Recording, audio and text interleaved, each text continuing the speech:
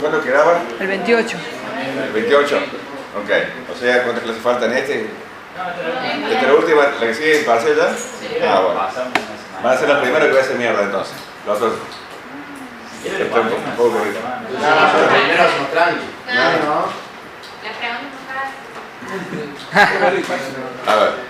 ¿Alguna duda de lo que se ve hasta ahora de genocidio y todo eso?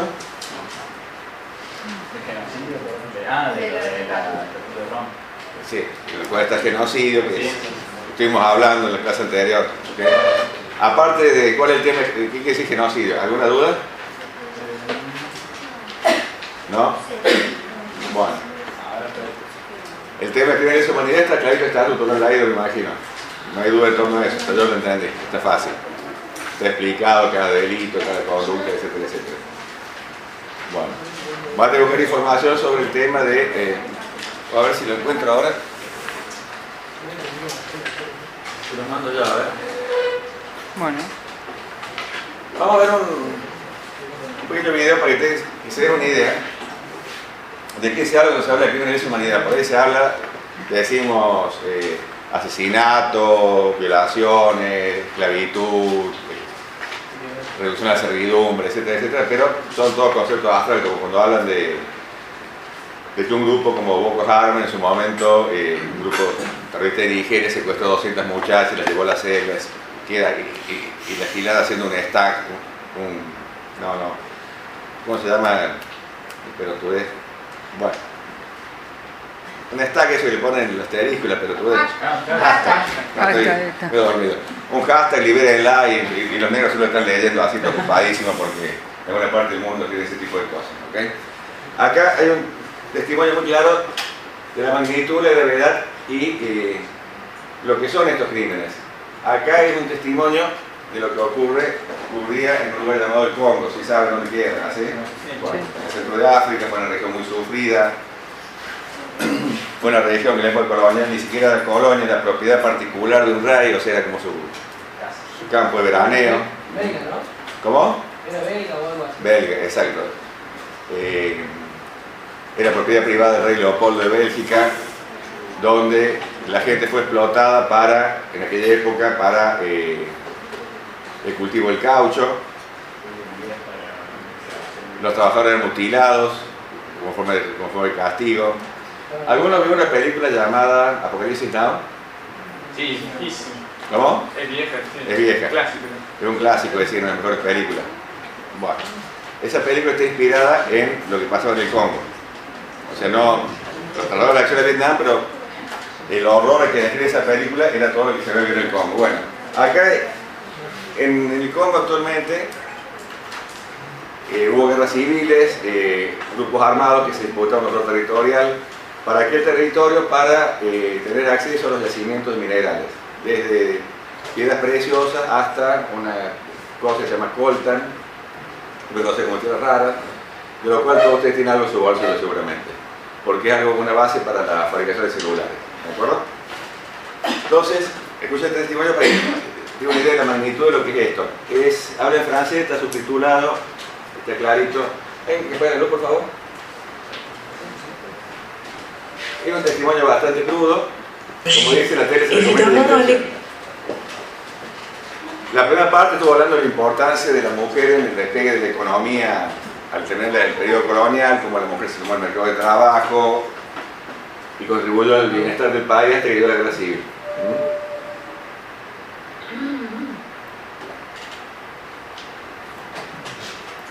Les enfants arrivaient à étudier, à la maison parvenaient à manger, avec les activités de la femme, parvenaient à avoir un logis. Évidemment, avec la guerre, voyez-vous, les belligérants ont pensé de faire la guerre autrement. Ils n'ont plus fait la guerre avec les armes contre eux, contre les hommes, ainsi de suite, mais ils ont utilisé les femmes. Ils ont utilisé les femmes, ils ont fait le corps de la femme comme un champ de bataille. Ils ont utilisé les viols comme armes de guerre, armes à destruction massive. Comprenez par là que quand je parle de viol, ce n'est pas le viol que nous pouvons trouver, la définition dans les dictionnaires, la définition sur le plan juridique. On dit que les viols, c'est tout acte qui amène à forcer un être humain à faire des relations sexuelles. Ce qui se passe dans mon pays, c'est plus que cela. Pour faire souffrir la femme, pour violer la femme, les hommes en armes introduisent des objets tranchants dans le sexe de cette femme, introduisent leurs armes dans le sexe de la femme, introduisent des morceaux de bois dans le sexe de la femme, des cailloux, des produits toxiques, des sachets chauds de braise brûlée et même des tissus sales, ainsi de suite, infectés. Ils introduisent dans le sexe de la femme pour la maltraiter. Mais ce n'est pas seulement son sexe qui en souffre, mais c'est également son corps. Son corps, on le maltraite, on la blesse de partout. Et après, on l'humilie, on la laisse comme ça, on la jette. Et elle est également jetée par la société parce que la société prend cet acte-là de viol comme un tabou.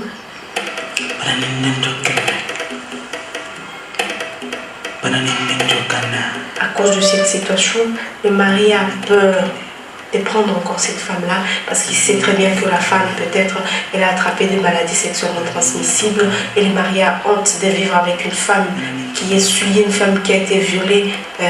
Comprenez?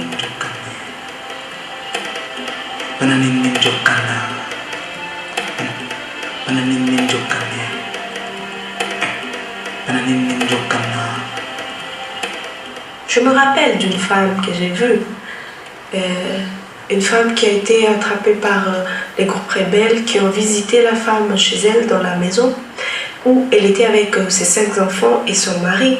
Ils étaient en train de prendre leur repas du soir quand les groupes armés, donc c'est-à-dire 7 hommes armés jusqu'aux dents, ont fait éruption dans sa maison. Ces hommes ont violé la femme en présence de ses enfants et en présence de son mari. Violer, c'est trop dire pour dire que l'homme a pris son sexe, il a introduit dans le sexe de la femme avec force. Non, en présence de ses enfants, l'homme a introduit son arme dans le sexe de la femme. Il a obligé la femme de se déshabiller devant ses pauvres enfants. La femme a résisté, la femme a refusé, la femme était prête à mourir. Mais pour ces hommes armés, c'était un privilège de tuer cette femme avec une balle dans la tête. C'était trop facile pour attraper une balle dans la tête. Et donc, pour humilier cette femme encore, ils ont braqué leur arme sur la tête de son enfant. La femme ne pouvait pas accepter que son enfant meure. Elle était prête à mourir elle-même, mais voyant qu'on l'a menacée, on voulait tuer son enfant, elle était obligée de se déshabiller devant ses pauvres enfants. Et cette femme, on a introduit des couteaux, on a introduit les larmes, on a introduit tout ce qu'ils voulaient dans le sexe de la femme. Les rebelles, quand la femme était en train de saigner de son sexe, ils ont demandé à un de ses fils de violer leur propre mère, c'est-à-dire maintenant l'enfant pouvait introduire son sexe dans le sexe de sa femme. Et le mari de cette femme-là ne pouvait pas s'y porter, c'était atroce, c'était interposé entre sa famille et les hommes armés. Et pour punir cet homme-là, qu'ont fait les 7 hommes bien armés? Ils ont pris le papa, ils ont pris le mari de cette femme, ils l'ont découpé morceau par morceau, ils l'ont décapité jusqu'à ce qu'il puisse mourir devant ses propres enfants, devant sa pauvre femme qui gisait sur terre, qui avait mal, qui criait.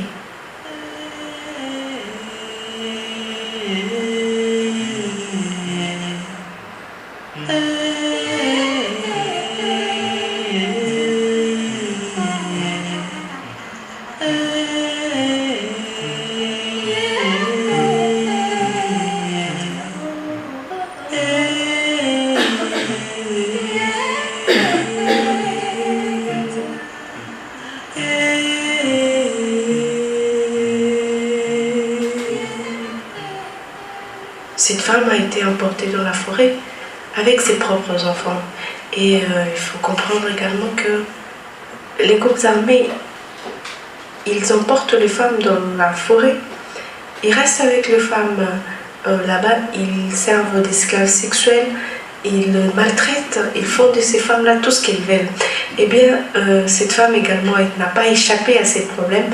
Elle est partie également dans la forêt avec ses hommes. Elle a passé 1 semaine, 2 semaines, 3 semaines, 1 mois. Elle ne voyait pas ses enfants, elle était séparée de ses enfants. Elle ne pouvait plus rester ainsi, sans nouvelles de ses propres enfants. Et voilà qu'elle a demandé aux rebelles, elle a dit « Je veux voir mes enfants. Je ne les entends même pas parler, je ne les entends même pas crier. j'ai besoin de mes enfants. Et le rebelle en dit, bon, ok, tu as besoin de tes enfants, on t'amène tes enfants. Quelques heures après, ils sont venus avec un grand sachet plein de crânes. Plein de crânes. Ils ont présenté à cette femme ces grands sachets-là. Et cette femme, imaginez-vous ses propres sentiments. Imaginez-vous qu'est-ce qu'elle a senti en ce moment-là. Et elle a demandé au rebelle, qu'est-ce que je vous ai fait? Je ne vous connais pas, vous ne me connaissez pas. Vous avez tué mon mari, vous m'avez emporté dans la forêt. Je fais tout ce que vous m'avez demandé. Mais pourquoi, mes enfants, pourquoi vous voulez tout m'arracher? Vous m'avez arraché ma dignité, vous m'avez arraché mon envie d'être femme. Vous m'avez humiliée. Je ne suis plus une femme maintenant. Vous avez tué mon enfant, vous avez fait de moi une veuve. Vous avez tué mon mari, vous avez fait de moi une veuve. Mais maintenant mes enfants, mes 5 enfants, pourquoi vous avez fait ça? Les rebelles n'ont pas répondu. Les rebelles ont tout simplement dit que, pardon.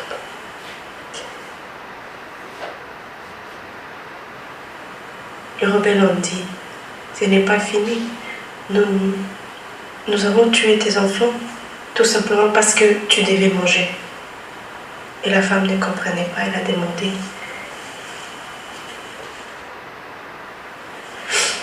Et la femme a demandé, je devais manger, ça veut dire quoi? Et ils ont dit à la femme, nous t'avons servi à manger, chaque jour tu mangeais. Chaque jour tu mangeais la viande. Et alors, on n'est pas là pour aller chasser pour toi. On devait prendre ce qui est prêt, et c'était la chair de tes enfants. Imaginez-vous cette femme. Elle a piqué la folie, elle a piqué une crise terrible. Et pour finir, elle a demandé aux rebelles, tue-moi. Je ne peux pas vivre comme ça, je veux vivre avec cette fille-là. Et les rebelles ont refusé de tuer cette femme. Parce que, comme je l'ai dit avant, c'était un honneur, c'était trop facile de penser qu'on pouvait être tué avec une balle dans la tête, surtout quand on est femme.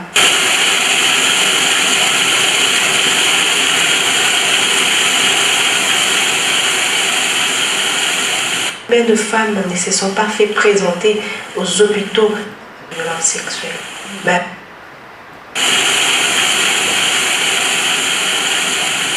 Les statistiques parlent aujourd'hui de 500 000 femmes victimes de violences sexuelles. Combien de femmes restent dans les brousses? Combien de femmes sont enlevées par ces groupes armés? Combien de femmes ne se sont pas fait présenter aux hôpitaux, ne se sont pas fait enregistrer? Et donc, ces chiffres, c'est juste illustratif. Certaines petites filles, certaines jeunes filles ne peuvent plus procréer parce qu'elles n'ont plus de sexe. 65% de ces femmes aujourd'hui sont malades. Elles ont des fistules, elles sont malades de VIH/SIDA. La femme était en train de faire vivre le pays. La femme était en train de porter le poids, la charge économique du pays. Mais aujourd'hui, elle est détruite. Et la société est devenue la société la plus pauvre, parmi la société la plus pauvre au monde. À qui profitent les conflits au Congo? Le conflit n'est pas un conflit entre les Congolais. Le conflit n'est pas un conflit entre les Africains. Mais c'est un conflit international. Nombreux sont les nations qui y trouvent leurs propres intérêts. C'est un conflit économique. C'est un conflit d'exploitation des ressources minières. Il y a des entreprises internationales qui financent la guerre au Congo, qui financent les rebelles en leur donnant des armes, en leur fournissant des matériels pour faire la guerre. Et aussi, en contrepartie, les rebelles exploitent les minéraux qu'ils vendent, qu'ils donnent, ils fournissent à ces entreprises-là. Les rapports existent. Et la guerre continue. Et les femmes continuent à souffrir. Pourquoi cette femme continue-t-elle à souffrir? Pourquoi ces enfants doivent toujours souffrir? Est-ce que ce sont ces femmes-là qui ont planifié la guerre? Non. Est-ce que c'est cette femme-là qui a conçu la guerre? Non. Là où on conçoit la guerre, elle n'est pas là. Là où on planifie la guerre, elle n'est pas là. Ainsi, elle a le droit de vivre. Elle a le droit de jouir de sa liberté d'être femme. Mais jusque-là, ça continue. Jusque-là, la femme continue à souffrir. Mais jusqu'à quand? Jusqu'à quand? mais nous voulons que tout ça puisse cesser. Et pour que tout ça puisse cesser, nous souhaitons l'intégration, nous souhaitons l'appui de tout le monde, la société civile internationale qui doit être au courant de ce qui se passe dans nos pays. La communauté, la société civile internationale doit savoir que les conflits au Congo, c'est un conflit économique. Doit savoir que certaines entreprises internationales financent la guerre en cherchant les minéraux. Et la société civile internationale doit savoir que leur téléphone portable porte les coltans qu'on appelle le coltan des sangs. On a exploité ces coltans-là en tuant les Congolais. C'est au sang des Congolais pour fabriquer les téléphones. L'Afrique, c'est un continent où il fait beau vivre. Il fait chaud en Afrique. C'est la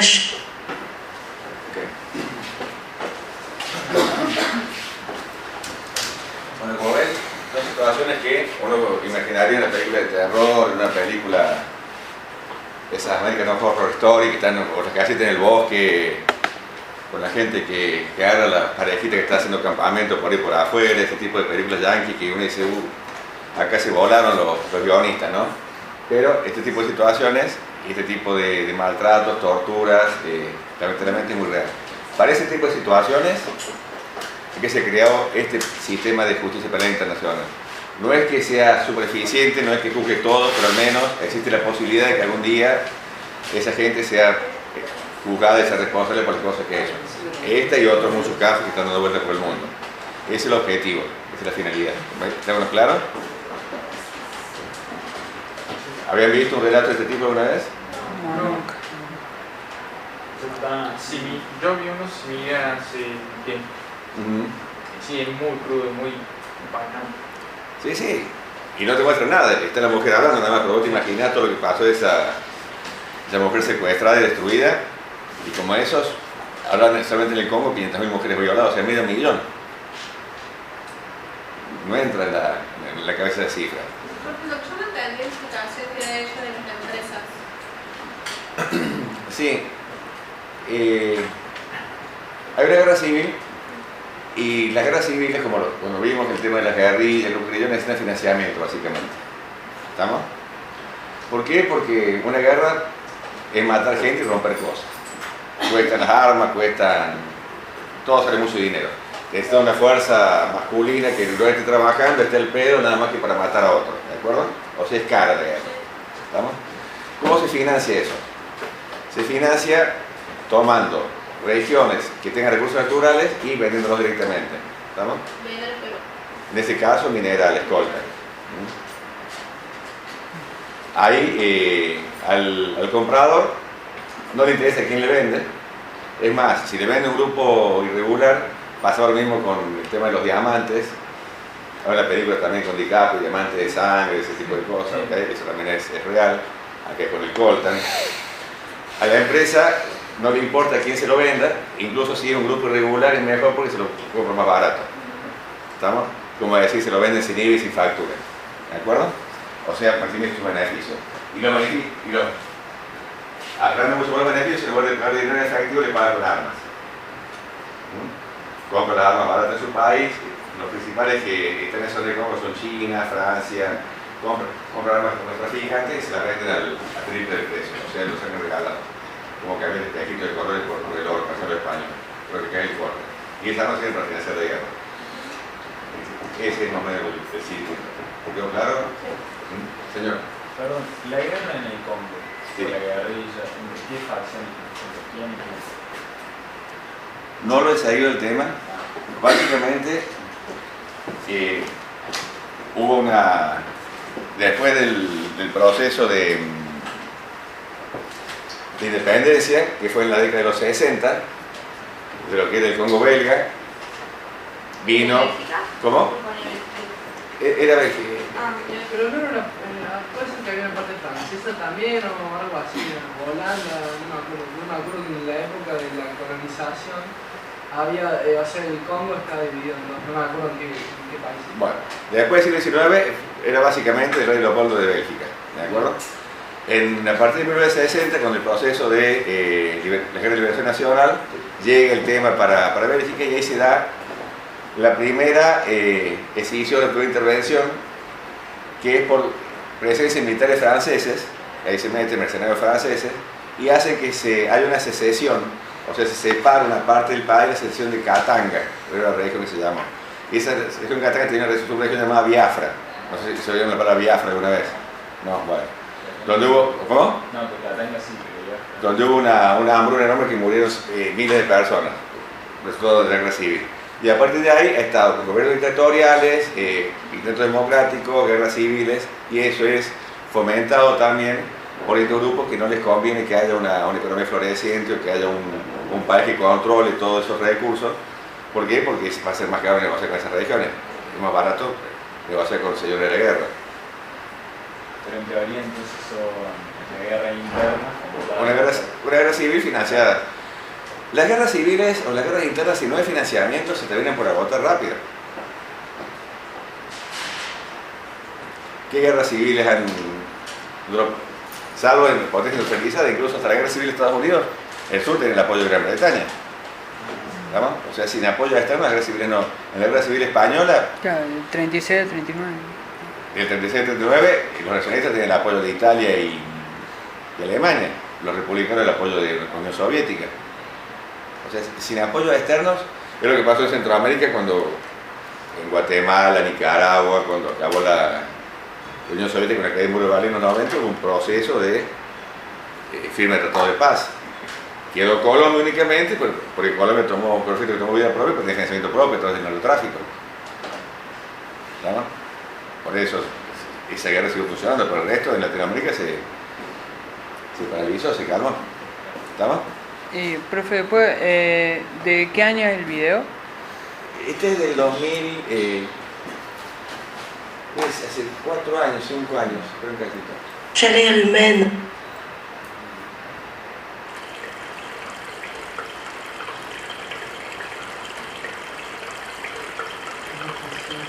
Desde el principio.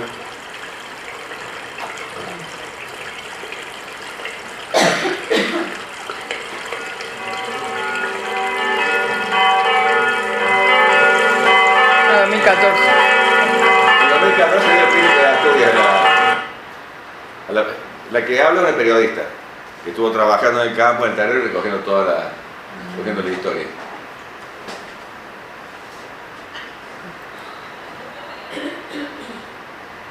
Y Okay. El príncipe de Asturias en 2014. Yo lo bajé por esa fecha, este video, o lo encontré mejor dicho, porque parece que me había dado una edición del País de España. Entonces, busqué el nombre, busqué el video y lo guardé. Para este tema justamente. No se prende. ¿Cómo? Yo puedo. ¿Qué otra cosa, qué otra duda tienen con respecto a esto? ¿Por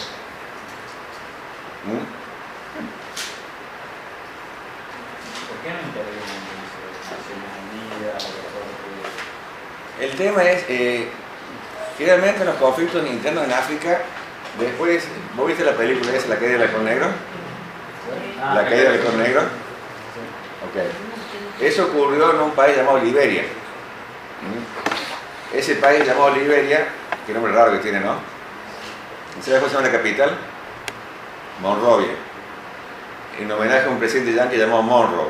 Ese país lo inventaron los estadounidenses. Los yanquis para mandar a los negros a Estados Unidos, para volver a África. Por eso se llama Liberia. Iban a liberar a todos los negros y fueron todos negros para allá. O sea, querían liberar negros a Estados Unidos. Ese fue el proyecto, ¿estamos? O sea, imagínate, ese país, al principio fue un aborto, ¿estamos? Encima con diamantes, hubo una guerra civil muy grande en la década de, a principios de los 90, lo encabezó un presidente llamado Taylor, o sea, son todos nombres yanquis ahí, etc. Y ahí se metió el circuito de ayuda internacional y después había que proteger la ayuda internacional, porque vos mandás un camión con comida, lo tomaron los señores de la guerra y lo negociaban. Entonces que Estados Unidos mandó esas fuerzas, ¿de acuerdo? Con el resultado que ya se vio, a partir de ahí se retiraron. Entonces Estados Unidos renuente ese tipo de participaciones e intervenciones. Las Naciones Unidas tiene como fuerza únicamente los cascos azules, que son bastante inútiles, ¿de acuerdo? ¿Por qué? Porque no entran en combate, están protegiendo una población civil, están acá, están masacrando a 40 metros y no van a cruzar 40 metros por proteger, nada. Se ha utilizado en algunos conflictos fuerzas panafricanas de la misma región de África, ¿de acuerdo? Pero vienen con esas tropas teóricamente internacionales de paz, vienen con a cada cuesta, con sus conflictos nacionales, con los conflictos tribales y vienen a complicar la zona, ¿de acuerdo? Y está el tema del financiamiento, quién les paga a eso, quién financia esa operación, ¿estamos? Y después el último gran factor, ¿a quién le importa? Si no sale en ningún lado, lo que pasa ahí, no sale en la televisión, no sale en los diarios, no sale en ningún lado. ¿Usted habrá haber escuchado que pasaron esas cosas en el Congo? Eso que estaba viendo tiene 4.000 visitas. ¿Cómo? No, que eso que estaba viendo. ¿Sí? ¿A quién le importa? ¿Estamos? Entonces negro. ¿Estamos? Que se arreglan entre ellos. Entonces, ese desinterés de Siria se traduce también en la política de los países. ¿Qué gobernante va a arriesgar con el costo electoral que puede tener un desastre militar, un desastre económico, una pérdida o lo que sea? ¿Cómo lo justifica? El tema es que mientras estén los grupos armados controlando, el bloqueo lo que va a hacer es perjudicar más a la población civil. Porque el que tiene el chumbo va a seguir comiendo. Le va a sacar al que no tiene chumbo. ¿Estamos? Es más o menos lo que pasaba cuando hicieron el tema del embargo económico, el bloqueo, todo eso contra Irak. Saddam no bajó ni medio kilo el loco. No tenía problema con conseguir un coafero y recortar el bigote, nada, no tenía ningún problema. Pero murieron miles de niños por falta de medicamentos, de antibióticos, de vacunas. O sea, eso golpea a la población civil, no golpea a las cúpulas. ¿Para qué son las cúpulas? Para estar arriba de todo. O sea, no jodan, ¿estamos? Acá en la peor época de Argentina siempre hubo gente que la pasó de primera. O sea, eso es lo que toma la decisión, ¿de qué les afecta? No hay forma. Y el tema de la intervención armada también hecha sin ningún tipo de cuidado o conocimiento de la situación del terreno, llega a ser peor. Es lo que pasó con la Libia de Gaddafi. Mohamed Gaddafi, un tremendo hijo de remil puta, asesino, torturador, violador. El tipo de puro conocimiento, iba en el vehículo o daba una conferencia, venía a dar una charla acá, por ejemplo, y chica le ponía la mano en el hombro, chica que iban los tipos por atrás, se la llevaban a la casa, la bañaban, la peinaban y se la ponían en la cama. ¿Okay? Y como sería que tenía en la residencia de Gaddafi, en los sótanos, tenía hasta una clínica privada para abortos. O sea, cuando embarazaba a una, él mismo la hacía abortar. ¿Me acuerdo? O sea, un tremendo hijo de puta. Bien muerto está. Sin embargo, el tipo mantenía cierto equilibrio en lo que era la zona de Libia. Ahora está en manos del ISIS.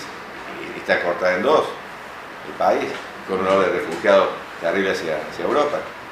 O sea, es complicado. A veces las cosas están mal, están muy mal, están terriblemente mal, pero por ahí la querés mejorar y te terminás empeorando. O sea, hay muchos factores que se deben tener en cuenta. No es tan fácil de agarrar, no, tenemos un par de bombas y arreglamos todo. O llegar como el vaquero hace, Clint Eastwood, saca el chumbo, mata a dos, justo lo ve por el trazo de café que está allá arriba, pum, le pega el balazo así sin mirar y cae el negro gritando y rodando. No es así. Lamentablemente, ojalá fuera tan sencillo. Entonces, bueno, ¿cuál es la forma para este tipo de casos? Que la guerra no sea negocio. Cuando hay que hacer negocio, cuando la ventaja económica desaparece, se va asfixiando. Es como un fuego que está encapsulado, que no llega aire, se termina por apagar. Pero ahí está el factor del lucro, el beneficio, el interés. Sí, son situaciones complicadas. Pero una pregunta, esta situación que en realidad no es nada más de Congo, sino que por lo que yo sé menos en general casos, de África. No digo esta situación, digo casos como este, sí, como el que contó la mujer. Piensen en las 200 chicas que a veces puede ser que Boko Haram. ¿Cómo? Liberaron a chicas del secundario, 13, 14, 15 años. Liberaron a más que 10 o 12. O sea, el resto nunca más apareció. Seguramente tuvo un tratamiento similar al que se le dio a esta mujer. O sea, ¿Hace muchos años? ¿Verdad que estaba preguntando? Lo que yo quería preguntar si era que esto viene únicamente de la época de la colonización o viene de antes?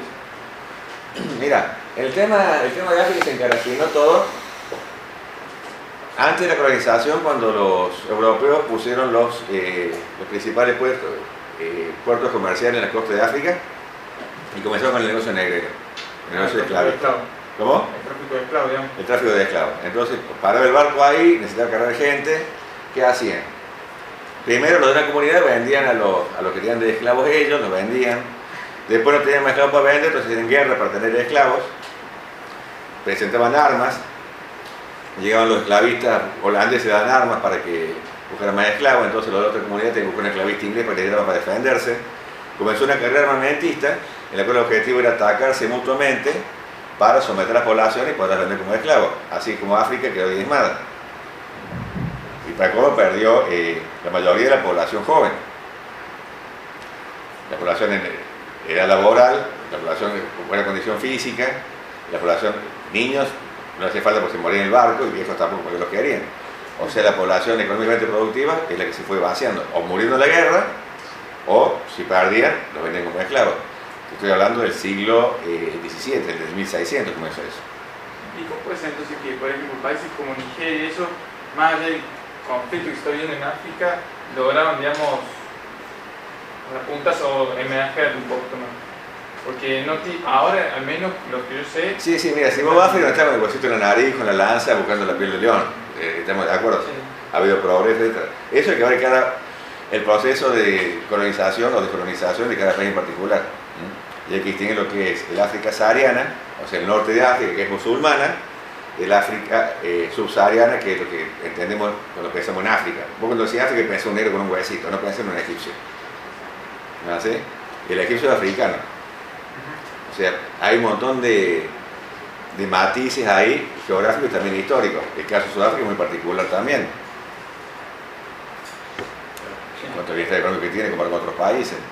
¿No? O sea, son situaciones muy específicas. ¿Qué fue lo que hizo que Sudáfrica tuviera un desarrollo tan importante comparado con otros? La white people. ¿Cómo? La autoridad de todos había sí, pero de eso había varios lugares en el Congo, los que manejaban todos los rebeldes. Pero hay un proceso de liberación que... Sí, digamos que tuvo una transición hacia la liberación que, si bien fue cruento internamente por la parte y todo eso, no llegó a una guerra civil. Lo destruyó. Vos viste el pueblo de Mandela como llegó. Sí. Por la presión popular lo liberan a Mandela y Mandela gana las elecciones. Y luego le decimos vamos a cortar cabeza de blanco, y dijo, no muchachos, hagamos la bronca acá y construyamos un país. No tuvieron suerte de tener a Mandela. No todos los que tuvieron. ¿Estamos? Ok. ¿Qué otra pregunta o duda? Hay especialmente con el tema de crímenes de lesa humanidad o crímenes de guerra. Señorita. Perdón. Hace un par de años hubo un video muy famoso que se empezó a subir por YouTube de un chico estadounidense que se llama Connie. Sí, que se hizo súper viral, que era un tipo... Sí, que decía que iba a matar y iba a capturar a un... Claro, que proponía capturar a un dictador de Uganda. Que había hecho, no sé, tenía esclavos chicos, violadores, todo eso. En ese segundo del género lo vivo. Y googlear y buscar lo que pasó con el Connie ese, por eso. No pasó nada, pero el video se hizo millones de visitas. O sea, empezó la taraja con el video y se fue a la mierda, las Bahamas y negras. Ok. Bueno, sí, me acuerdo de K-O-N-Y se escribe, si no lo recuerdo, ¿no? ¿Así era? Sí, recuerdo el caso. Y fue como el primer video que realmente me mostraba un poco cómo, para mí, por ejemplo, entendí un poco más qué es lo que pasaba en África. Yo no sabía que se trataba de eso. O sea, que había dictadores. Ese dictador se le pagó en Uganda, donde estuvo Idi Amin en su momento, que también le comía pedazos a las víctimas. Hacía canibalismo ritual el muchacho. En la película, el último rey de Escocia. Ese es Idi Amin, es de Uganda. Y el negro grandote y gordo es Idi Amin, un personaje real que existió. Claro. Que perdió. Sí, dejó el poder cuando perdió una guerra contra el tal militar, tanto del ejército lo que sea. Perdió la guerra contra Tanzania. En la guerra, las únicas bajas fueron un solo tanque y 3 soldados murieron en toda la guerra. O sea, países de papel con ejércitos de papel. Y sirven como policía interna nada más. no tiene ninguna utilidad. Y lo que cuenta de cuando se va el muchacho es el rescate en Entebbe, o sea, Entebbe era la capital de Uganda, donde hubo un rescate por parte de gobierno israelí, de rehenes israelíes que había ahí, por terroristas palestinos. ¿Okay? O sea, todo lo que cuenta la película es real, salvo el muchacho, el médico, que dice no, está inventado, pero todo lo demás es real. ¿Cómo? El que lo cuenta, no sé hasta qué punto será cierto, pero de eso lo puedo dar fe, de todo lo demás sí. Coincido con lo que le ha ido. ¿Okay? Entonces, para este tipo de situaciones que se crearon ese tipo de instituciones. ¿Te estás sobaqueando nomás? Las dos cosas. Ah, ok. Yo tengo acá anotado y no anoté nada, lo tengo anotado como que vino hacia David, la grandeza del imperio, de Roma. Ah, no, eso lo puse como ejemplo de que las potencias dominantes, o sea, el imperio de turno, siempre hace valer sus leyes, le da un carácter transnacional a sus leyes, lleva sus leyes, pero no hace jurisdicción de otros países. Eso lo puse, el ejemplo fue el caso de Roma, de Jesús, que lo clavetearon en la cruz porque era romano, y San Pablo que le cortan la cabeza porque si era romano, o sea, está en esa diferencia. El caso lo tenés también en el tratamiento de los terroristas. Hay un artículo que sale publicado hoy, yo lo leí anoche, pero debe estar en la página de hoy. Está, el que lee inglés lo recomiendo, el que no lo lea también está muy fácil, en la CNN, en inglés, analiza la situación del tipo que detuvieron por poner esta bomba en Nueva York. Entonces, bueno, ¿qué puede hacer? ¿Qué tratamiento se le puede dar siendo terrorista de Estados Unidos? ¿De acuerdo? ¿Por qué? Pues Estados Unidos a los terroristas extranjeros los catalogan como terroristas, guerrilleros, no sé qué les llaman, los catalogan como combatientes extranjeros. ¿De acuerdo? De esa manera, con ese rótulo, en el mundo del eufemismo todo se bautiza, llamándolo de esa manera, no son soldados, no los ampara la Convención de Ginebra, no son civiles, no son rehenes, ¿de acuerdo? Encima los llevó a Guantánamo, un territorio que queda en Cuba, que no tiene soberanía estadounidense del territorio porque lo está arrendando. ¿Por qué no están parados? ¿Cómo? ¿Por qué no están parados? Están parados por ti, por eso. Mira, si tú eres territorio de Estados Unidos, un juez de Estados Unidos tiene prohibición sobre los detenidos ahí. Sí. Hay gente presa, venga acá, quiero ver de que se los acusa. Claro. De momento que están en Guantánamo. Guantánamo es un territorio que está ubicado en Cuba. Y ese territorio no es que el dueño sea de Estados Unidos, sino que es un inquilino, lo está arrendando. Claro. Nada más. Que Obama dijo que iba a cerrar. Sí, exacto. Se va ahora en enero, no se cerró todavía. Fueron las promesas incumplidas. Es una promesa de muy fácil cumplimiento. Entonces, ahí no tiene jurisdicción los jueces de Estados Unidos, sino cualquier detenido, diga, una vez corpus, quiero hablar con mi abogado, lo que sea, ¿estamos? Al no ser soldado, no lo ampara la Convención de Ginebra. La Convención de Ginebra impide el maltrato a los soldados porque sería crimen de guerra, permite visitas prohibidas de la Cruz Roja, permite correspondencia con los familiares, atención médica, o sea, un montón de cosas que no existen ahí. Ahí los puede torturar, solo que no llama tortura, sino que lo llama interrogatorios intensos, ¿ok? Mediante, ¿cómo? Todo eso por el simple hecho de no mandar a un soldado, Sí. no ser combatiente. Sí, y ajuste jurídico y todo eso. Y aparte los torturan con el sistema de submarino, que lo que llaman submarino lo llaman ahogamiento simulado, entonces como es simulado de jueguitos, es de mentirita, no pasa nada. Entonces esas cosas que están contra el derecho internacional las lleva a cabo Estados Unidos y nadie le puede decir nada, ¿por qué? Porque el imperio aplica la ley del imperio. Y no está hablando tu pregunta. ¿Estamos? ¿Ok? Y por eso es que no ratifica el tratado de la creación del Tribunal Penal Internacional, porque no le conviene, no quiere ninguna autoridad, porque encima, ¿para qué se llama mando y decido? De hecho, hay una carta que escribe Bush a Naciones Unidas y en lo que dice es que no lo va a ratificar y que quiere que den de baja la firma de Clinton, Sí. porque atenta contra su soberanía. Ajá. Sí, Clinton lo había firmado y faltó la ratificación del Congreso que nunca pasó. Cuando no se eso, Bush pide en el 2002 que Que lo eliminen como adherente. Sí. Me acuerdo. Eso era lo de la ley del imperio. O sea, para que entendamos cómo era la lógica, que eso no lo inventaron los yanquis, viene de la época de los romanos. ¿De acuerdo? Incluso los romanos nunca empezaron una guerra ellos. Siempre buscaban la forma de hacer ver que han sido provocados. ¿De acuerdo? Siempre responden a una agresión. Por eso es que a los líderes tribales más fuertes siempre les daban beneficios. Sí, o si no lo eliminaban como escarmiento. Como Vercingetorix, que era el líder de los galos. ¿Qué es lo que muestra en la película? Y lo estrangulan en público. En la película del gladiador, cuando empieza así. Sí, sí. Que van a buscar. Sí, la gladiador empieza después de la época porque Vercingetorix fue en la época de Julio César, un par de siglos antes de este muchacho de la película El Máximo, que era el emperador ahí era. ¿Cómo? Comodoro, ¿no era? ¿Cómo? Comodoro no era el nombre del dictador. No, el segundo Cómodo, no Comodoro. Sí, sí, pero el padre que se muere, el viejito, era Marco Aurelio, que era filósofo, etcétera, pacifista, que estaba en la guerra, etcétera, etcétera. ¿No? Okay. Bueno, entonces, el requisito básico del crimen de lesa humanidad es que sea, para distinguirlo de otros, piensa en este tipo de ataques que acabamos de ver en el video, tiene que ser ataques generalizados contra la población civil, como este tipo de casos, que se ataca a toda la población civil, y perpetrados por grupos que tienen control territorial.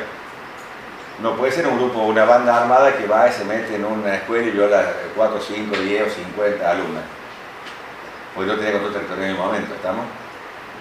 El requisito es control territorial. Por eso los sónicos que hacen un crimen de Estado, porque son los que administran la ley, son los que tienen el poder total y absoluto. Y la agravante justamente es delinquir desde el poder que está detentando. O sea, el ISIS. ¿Estamos? ¿Cómo? El El ISIS ISIS. sí. El ISIS tiene control territorial y las cosas que están cometiendo son crímenes de lesa humanidad. O sea, son de lesa humanidad cuando controlan el territorio y cuando son generalizados, por grupos armados que tienen control territorial, por grupos armados, estatales o no estatales, está clarito ahí. No sé si alguien lo trajo. A ver.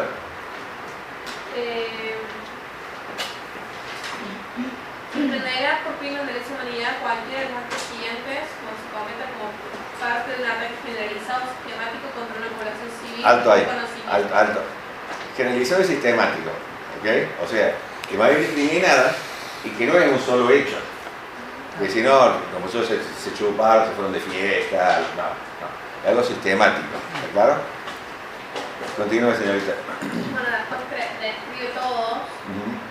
Y después de todas las... Y después al final dice, a los fines de este estatuto se entenderá por... Claro, a los efectos del párrafo 1, por ataque contra una población civil se entenderá una línea de conducta que implique la comisión múltiple de actos mencionados contra una población civil de conformidad con la política de un Estado o de una organización de cometer estos actos o para promover su política. ¿De acuerdo? Entonces, una política que lleva a nuestro grupo para tener fuerza laboral, para eliminar a la mujer como factor laboral también, o sea, generar mayor pobreza, al haber mayor pobreza, mayor dependencia económica, y esa dependencia de que sea un país que únicamente exporta tierra o exporta gente, nada más. ¿Claro? O sea, la sistematicidad es clave. Pero es que había unos crímenes que todavía en el Estatuto de Roma no estaba, como viste en la clase pasada. Sí. Ese es el crimen de agresión, el cuarto. ¿Eso no entraría? El crimen de agresión, le voy a mandar el link ahora mismo. Lo tengo por acá. No se reglamentó eso, quedó en el aire.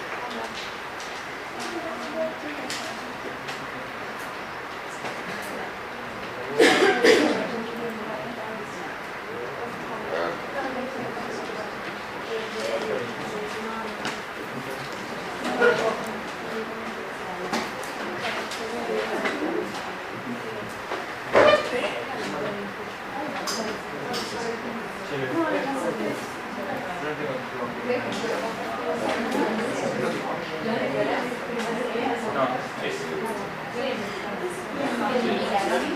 Vete como puedas.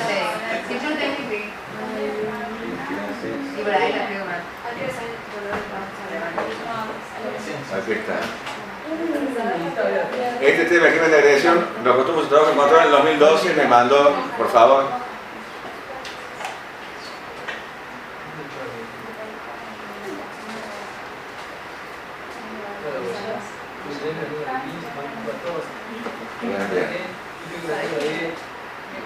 Papalini.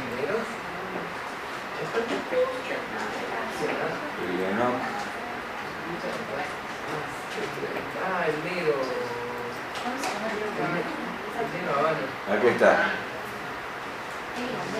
Ok, ahí está la explicación que tiene que saber para el crimen de agresión. Le acabo de mandar el link. ¿Estamos?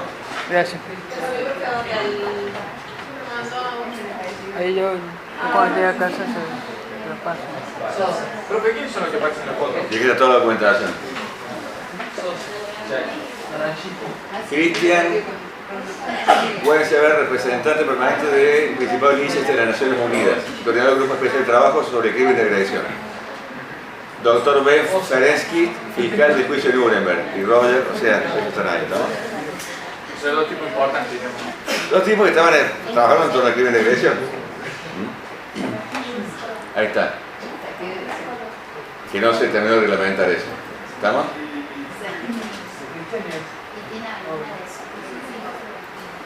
Teóricamente se iba a reglamentar en el 2017, pero supongo que lo van a aprobar otra vez. ¿No? Bueno. ¿Dudas, preguntas, inquietudes? ¿Ninguna? A ver. Vamos a saltarnos una cosita. Ahora los tipos que cometen este tipo de crímenes. Los tipos que cometen crímenes como lo de los nazis en los campos de concentración, o lo de los soviéticos en los gulags, o los que pasaban acá en la Perla, etcétera, etcétera. ¿Qué tipo de gente piensa usted que es gente común y corriente, gente fuera de lo común? ¿Cómo la imagina? Son enfermos. Para mí son enfermos. Para vos son enfermos. Sí. Depende de quién, profe. Una epidemia, A ver, No sé si Ustedes están viendo el epidemia, nazi. pero no una persona que esté en todos sus Personas capaces de cometer delitos o crímenes como el que acabamos de escuchar el testimonio de la negrita, o lo que hemos visto en la televisión de los nazis, los campos de concentración, lo que hemos visto en los diarios, lo que pasaba en la Perla, o que por la primera que en Argentina. tiene todo, profe. Por un lado tiene. ¿Cómo? Son gente, me parece, con una presión, se le ejerce una presión, digamos, en alguna etapa de formación y una forma de inculcar a lo mejor algunos valores muy extremistas de nacionalismo o de homofobia o de xenofobia, que digamos... O sea, son frutos de un trabajo de preparación, de entrenamiento psicológico. Para mí, ellos no lo... Bueno, señorita. Como que para mí ellos no lo deben ver como algo tan mal, o sea, para mí es un horror, pero no, ellos lo ven como algo normal porque desde chiquitos quizás nacieron en una familia o en un lugar donde les enseñaron que eso no está mal y que de hecho está bien. Y bueno, o sea, para mí, donde naces y lo que te enseñan desde sos chiquita te cambia la cabeza totalmente. Para mí ellos o sea, hacen todo lo que hacen.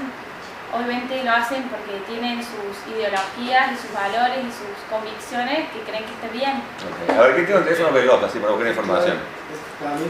¿Quién tiene un teléfono rápido? ¿Cómo? Experimento Milman. Ok, vayan buscando. También está repartido. En África,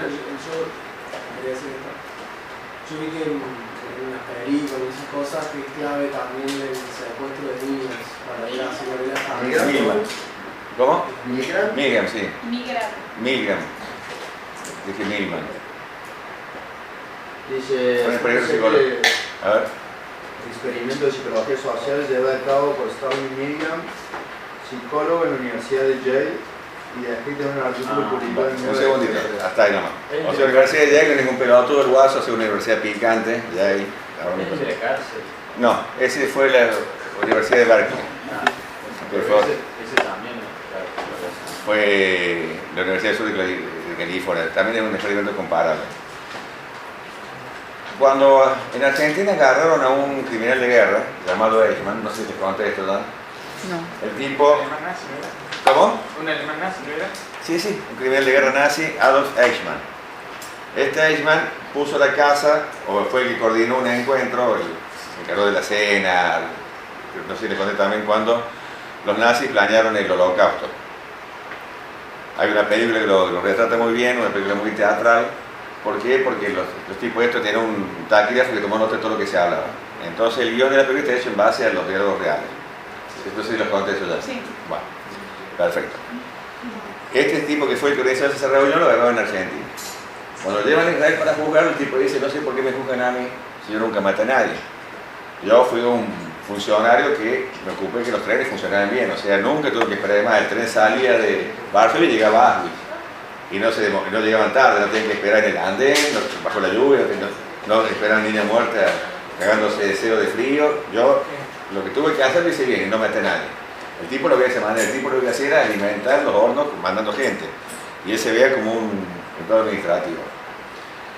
Ha habido un debate muy grande dentro de la comunidad mundial y la comunidad judía también de la naturaleza de esta gente, la naturaleza del mal. Hubo una periodista judía, no era periodista común y corriente, era una escritora, una gran intelectual llamada Hannah Arendt, que en la revista New Yorker, la revista más prestigiosa a nivel mundial, sacó una serie de artículos como... ¿Una que se suicidó? No me acuerdo si se suicidó. Hay una película de ellos también. No es la espiral del silencio. No me acuerdo el nombre. Esta Hannah Arendt habla de la banalidad del mal. O sea, el tipo era un pobre burócrata, era un don nadie, capaz de ese tipo de cosas. Y ahí le llevó la condena a la comunidad judía, le decían, no, son una traidora, como le decía, estos tipos no son gente común y corriente, son de encarnación del mal, no son como nosotros. ¿De acuerdo? Y ahí surgió este experimento Milgram, años después, en la década del 60 es más o menos. ¿De cuándo es? ¿Quién tiene la información? En 1963. 63, o sea, hace 15 años que había acabado la guerra, 18 años que acabó la guerra, bastante reciente, que llegó a una conclusión terrible, era que personas comunes y corrientes eran capaces de, sin ningún tipo de preparación previa, de adoctrinamiento, de lavado de cerebro, sin mayor beneficio personal, sin nada, eran capaces de torturar y matar. ¿Conoces cómo fue el experimento? Dice, bueno, el experimento de la obediencia se llamaba. Sí. Y era que un investigador causó a un participante para que dé lo que este cree que son descargas eléctricas dolorosas. Perdón. Y no es que buscó gente en la cárcel, no. Y sacaron una visita en el diario y pidieron estudiantes universitarios y gente común y corriente. ¿Estamos? No era ningún criminal, no era de otro mundo. Continúe, perdón por la interrupción. Bueno, el participante de lo que se cree que son descargas eléctricas dolorosas a otro sujeto X, cuál era un actor que simula recibirlas. Muchos participantes continuaron dando descargas después de la súplica del actor para que no lo hiciese. Ok. ¿Cómo era el truco? Lo llamaban, acá había un gabinetito con un electrodo, con una perillita para subir el voltaje. Le hacían sentir al que lo iba a manipular para que viera que era electricidad en serio, y el otro lado de la pared era una persona. Era para ver cómo el dolor reforzaba el aprendizaje. Estaban viendo si era cierto el aforismo que la letra no sangre entra, digamos. ¿Okay? Entonces, le hacían ver una serie de letras, objetos, que tenía que memorizar, y repetir. Cuando se equivocaba, le daban un toque eléctrico. A ver, le decían, mira, este experimento es para ver si el estímulo doloroso contribuye o sirve para reforzar el aprendizaje. Históricamente el otro era un sujeto como él, o sea, él pudo haber sido que estaba al otro lado. Y en principio le iban subiendo el voltaje, el otro estaba a los gritos, desparramándose, y en la hipótesis previa dijeron, bueno, de cada 10 personas solamente una va a seguir la orden hasta el final. La conclusión fue que cada 10 personas, 7 u 8 seguían la orden hasta el final. Me decían, no, pues está gritando, no, usted hágame caso, yo soy el científico acá, y la gente lo iba haciendo. ¿Por qué? Porque se sometían a la idea de autoridad. Si alguien me dice que lo haga, lo tengo que hacer. O sea, no pienso, obedezco. El principio de obediencia de vida. ¿Estamos? No me importa cometiendo un crimen, estar torturando a alguien. Alguien me ordena que lo haga. Y ya estoy liberado de culpa. No soy yo, soy un instrumento. ¿De acuerdo? O sea, y no había ningún trámite, ni preparación, ni nada para esa despersonalización. Era gente común y corriente la que lo hacía. Y el resultado fue alarmante. Un montón de gente que nunca se hubiera, no imaginadamente, era capaz de llegar hasta lo que hacía creer que lo habían matado. Y ya decían, puta, lo maté, ¿cómo hacemos para arreglar esto ahora? ¿Viste? O sea, no les preocupaba haber matado. Capaz el experimento como que lo involucraba a ellos nada más. ¿Estamos? Y se complementa con otro experimento que mencionaba el señor, que también hay películas, lo habrán visto alguna vez, se llama El Experimento, la película de adquisición, algo así. Sí, lo vi, sí. Hacían básicamente Los policías, comunes ¿no? con una carcera y otros policías, Sí. una Claro. cosa así. La diferencia con la película es que había negros en la película, ¿no? ¿Sí? Sí. Sí. En el experimento real no había negros, justamente para evitar el sesgo racial. Eran todos blanquitos. Eran todos estudiantes universitarios. ¿Okay? Y ahí la conclusión fue que el hábito es el monje, porque a los 3 días ya los sortean, juntan 40 personas, bueno, 20 son prisioneros y 20 Claro. son carceleros. De manera totalmente azarosa, de acá para allá prisioneros, de acá para allá carceleros, cualquiera le puede haber tocado, o de la segunda fila para allá o para acá, totalmente aleatorio. Y al poco tiempo ya los que les tocó el carcelero andaban con las botas, con lentes oscuros, con el garrote, golpeando, humillando a los compañeros de experimento. Lo tuvieron que paralizar porque iban todo en cana, ya se les fue de las manos. Eso ocurrió en la Universidad de Berkeley. ¿Cómo? O sea, que están todos haciendo el formulario, no sé qué cosa que pedían para entrar a hacer el experimento, como que se hicieron amigos. Sí, sí, no conocía. Ya claro, adentro que cada uno carcelero y Sí, otro. cada uno cumplió. El carcelero cumplió el rol de carcelero hijo de puta. O sea, le pusieron un uniforme y automáticamente se convirtió en un terrible hijo de puta. Que lo ponía en campo de concentración y no hubiera desentonado. Y no hubo ninguna preparación especial, ningún lavado de cerebro, no hubo... Esos experimentos no se han repetido por miedo al resultado. ¿Cómo? Ese experimento.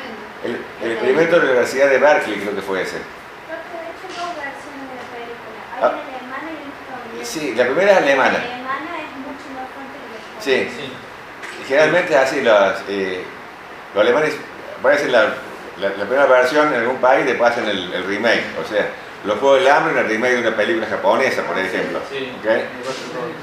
La primera versión es una película alemana, que es mucho más cruel. ¿Estamos? ¿Okay? Entonces, eso lleva a la conclusión de que es gente, es lo terrible. Estos hijos de puta son personas comunes y corrientes que tienen un poquito de poder. Y eso lo vemos a diario. El pelotudo que ponen a cuidar una puerta que no deja pasar a nadie, o cualquiera le pone un canita recién recibido que le pone un uniforme que le queda mal, grandote, que ya se cree gran policía, y por detener un poquito de autoridad ya abusa de ella. San Martín decía que la gente se vuela por el miserable pobre de poder. ¿Sí? Y lamentablemente es así. Y vos lo ves los porteros. Claro. Cualquier pelotudo pone la puerta y ya se siente poderoso. Ah, esta puerta es mía, no pasa nadie. ¿Qué? Y anda a discutir, anda a explicar, anda a razonar. Es imposible. Eso es lo que lo hace peligroso. Y cualquiera de nosotros podría llegar a cometer este tipo de atrocidades.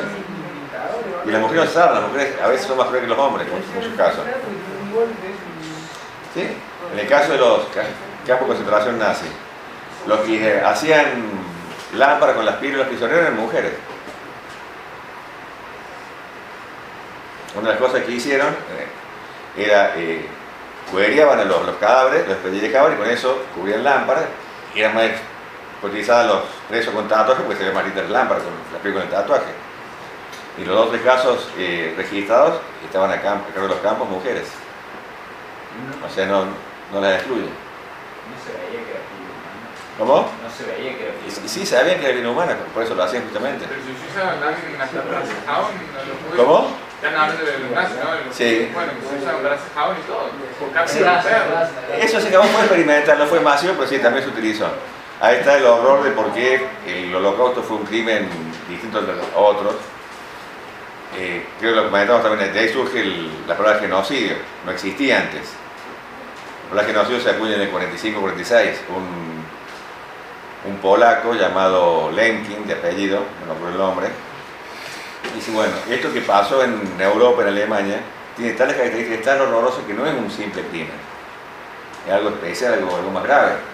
Entonces acuña el término genocidio, que viene de genos, grupo, tribu, el griego, y género, que viene, y sidios, que es el sufijo, que tiene un hormiguicida, raticida, homicida, que mata, ¿okay? Que mata a un grupo, una tribu, que viene el término genocida. Y la comparación, la forma simple de explicarlo es con una vaca en un matadero. Con una vaca en un matadero se utiliza todo. Se utiliza la carne, la comemos en un rico asadito, se utiliza el cuero, lo hacemos zapatos.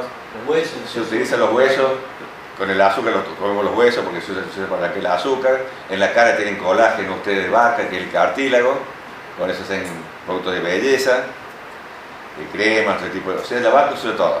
Balanceado, o sea, con los huesos. También alimentos balanceados.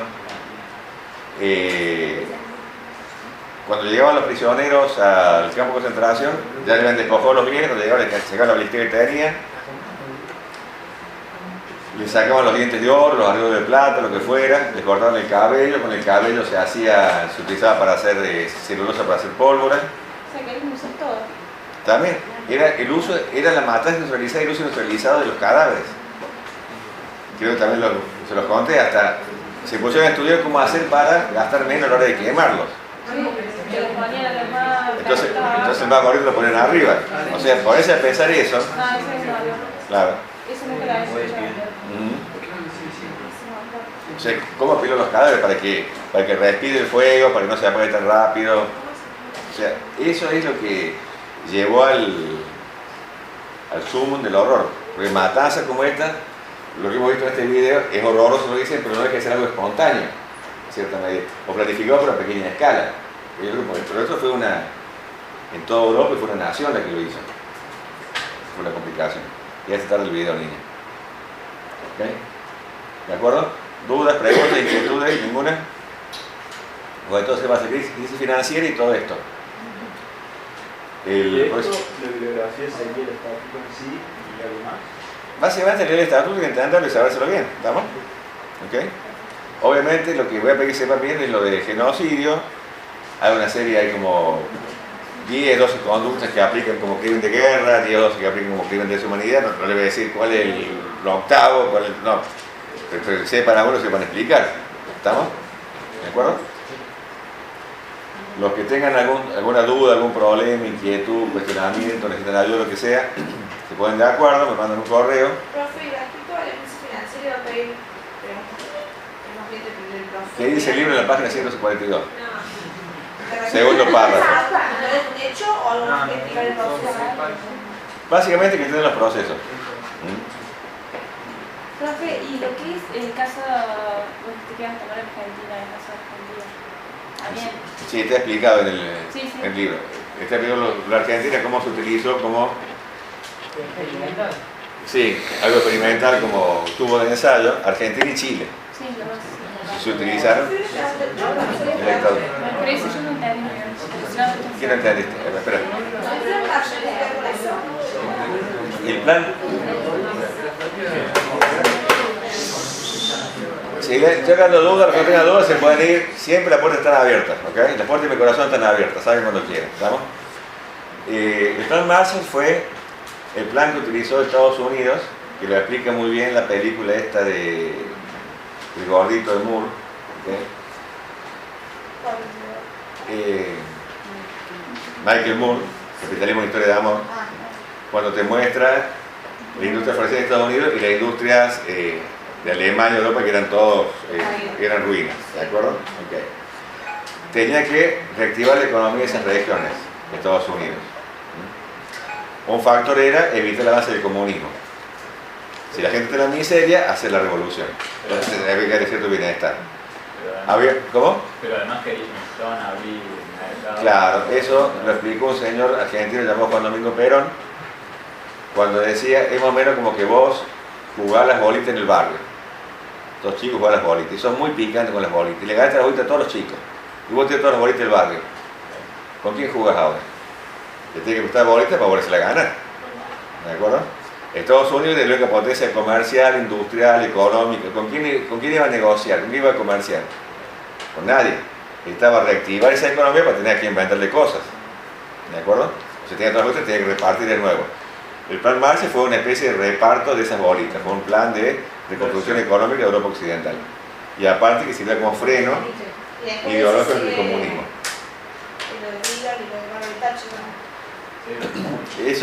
Eso fue, el plan Marshall se puso en marcha creo en el año 46, al poquito tiempo de la Segunda Guerra Mundial.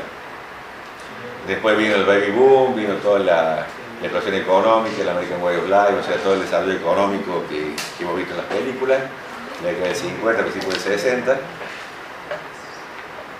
Y después en los 70 empieza a ser un poco el sistema, en los 80 viene la revolución neocon, con Margaret Thatcher y Ronald Reagan, o Ronald Reagan y Margaret Thatcher. Sí, ya acabaron las regulaciones. Ahí donde se fueran las políticas liberales, tanto en Chile como en Argentina. En la década del 70, o sea, y después en los 80 se fueron al resto de Europa. Sí, eso. ¿Qué significa desregular? A ver, pensamos, vamos por las palabras. ¿Qué es desregular? ¿Qué es regular? Bueno, regular, ¿qué es regular?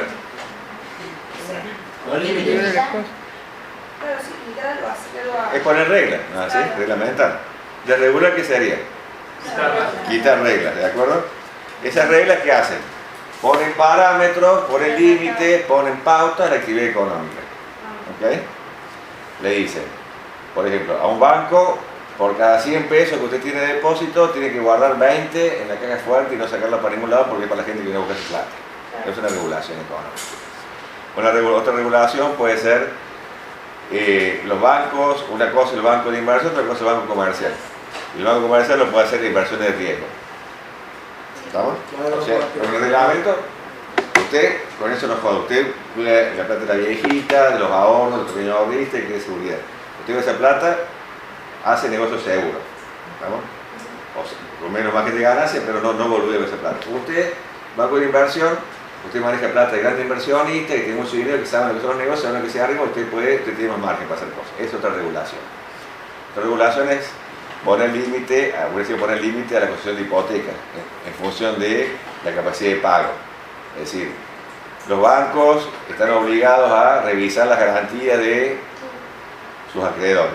Si no, no pueden y poner un régimen exigente. No se nos hubiera habido la expresión de crédito que hubo. No necesito los niños, por ejemplo. Esa es regulación. La regulación es quitar todo eso de la economía. ¿Estamos? Sacar límites. Por ejemplo, ¿cómo? Sacar los límites. Sí, y dejar que todo sea bajo lo llaman, que tanto les gusta, la mano invisible del mercado.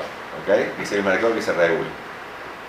En función de la oferta, la demanda, en función de los mecanismos vivos del mercado. Pero comenzó la regulación fuera de su país, digamos. ¿Cómo? Una oleada de regulación. Hubo un proceso por el cual dijeron, hay que empezar a regular la economía, ¿y qué pasa con esto? Y bueno, como un experimento. Como regular la economía implica también el salario mínimo es la regulación de la economía. Las paritarias son la regulación de la economía. ¿Por qué? Porque no vas vos con tu jefe a renegociar el sueldo, vas a estar de gremio y lo hacen en una regulación paritaria con un tipo de trabajo. Es una regulación. ¿Estamos? El que te tengan que, por ley, indemnizar si te dejan es una regulación de la economía también. Es algo regulatorio. De economía. También.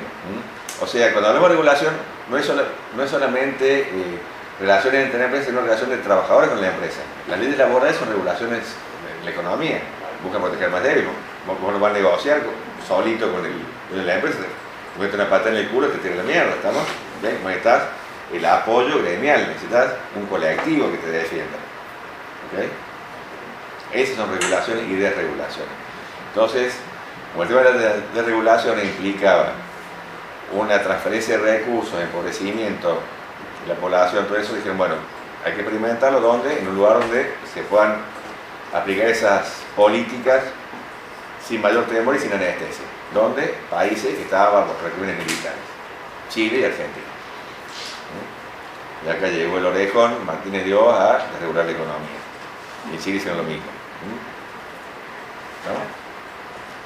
Y toda la posible resistencia estaba sofocada por una estructura política que era la represión. ¿Cómo? Exacto, exacto. ¿Estamos? ¿Se entiende más o menos? ¿Otra pregunta, otra duda? Estados Unidos ya había tenido políticas liberales en su momento. ¿Cuál era la diferencia entre, por ejemplo, el liberalismo previo a la Segunda Guerra Mundial y el liberalismo de los 70, 80 años? Mira, Estados Unidos ya es muy específico, muy histórico en Estados Unidos hasta donde sé. El gran simbolazo fue la década del 30 con la crisis. Entonces se creó un aparato más o menos regulatorio para evitar la repetición de ese tipo de mecanismos. O sea, muchas de las leyes, las regulaciones venían de esa época. Comenzó también el crecimiento de algunos sindicatos. En Estados Unidos no hay primer sindicalismo. En Estados Unidos vos te enfermas y no cobras. No hay licencia por maternidad, no hay licencia por enfermedad. O sea, cosas elementales que me parecen básicas, en Estados Unidos no existen. La gente no sigue laburando porque falta, recordamos en no solamente que no cobra, sino que es visto como una persona débil y poco confiable, como un empleado que no es de fiar. Entonces, vos te enfermas, te retiras del trabajo, los 3 meses te echan la mierda. ¿Estamos? Es parte de la cultura. Ese tipo de regulación laboral no llegó a haber en Estados Unidos. Sí, algunos sindicatos, especialmente las zonas costeras, de estibadores, camioneros, donde tenían una masa y manejaban zonas estratégicas, ¿estamos? Pero el resto de Estados Unidos, los sindicatos no tuvieron mayor peso. Esas regulaciones se fueron desarmando a partir de los 80, cuando llegó Reagan.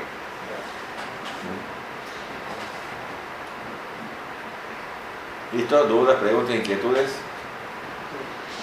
Marcelo va a ser la misma modalidad. Sí. El que va a cambiar va a ser el cuarto parcial, ese estoy inventando algo diferente. Para ese parcial no va a haber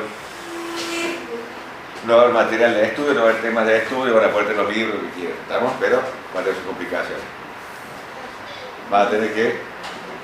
Vamos a analizar las elecciones de Estados Unidos, que son el 7 de noviembre, si mal no recuerdo. ¿Cómo? O sea, van a tener que seguir todo lo que sea el debate electoral. Recuerdo que ya empieza la semana que viene, que es el primer debate entre Trump y Clinton.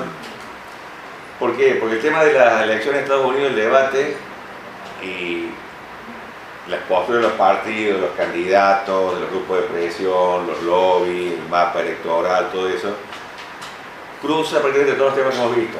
Del tema del racismo, el tema del terrorismo, con lo que está pasando, el tema de crisis financiera, el tema del conflicto árabe-israelí. O sea, todos esos caminos confluyen en esta elección, ¿de acuerdo? Entonces, ¿cómo va a ser? Va a tener que leer ustedes, les voy a pasar el listado de diarios para hacer sus fuentes, va a tener que leer todos los días información, procesarla, entenderla, a qué clase le explicaré lo que no entiendan, y el parcial final les voy a traer un par de artículos, notas periodísticas, análisis, lo que sea, y usted va a tener que, lo que tal vez no recibo todavía, yo introduzco un par de errores, va a tener que leerlo, usted hace cuenta de lo que está mal. ¿Estamos? Y para hacer cuenta de lo que está mal, tienen que entender todos los procesos. ¿Estamos? O sea, va a tener que leer de manera sistemática, acumular información y después tener capacidad de análisis y de comprensión del texto. Si no, no puede ser periodista. ¿Estamos? Y no va a ser libro, material, va a ser todo material periodístico, lo que va a tener que consultar. ¿Estamos? Si no pueden entender diario, no lo pueden escribir tampoco. ¿Estamos? Así el razonamiento. ¿Dudas, preguntas, inquietudes? Bueno, de acuerdo. Nos vemos en el próximo parcial. Me voy a afiliar al alfanje a casa.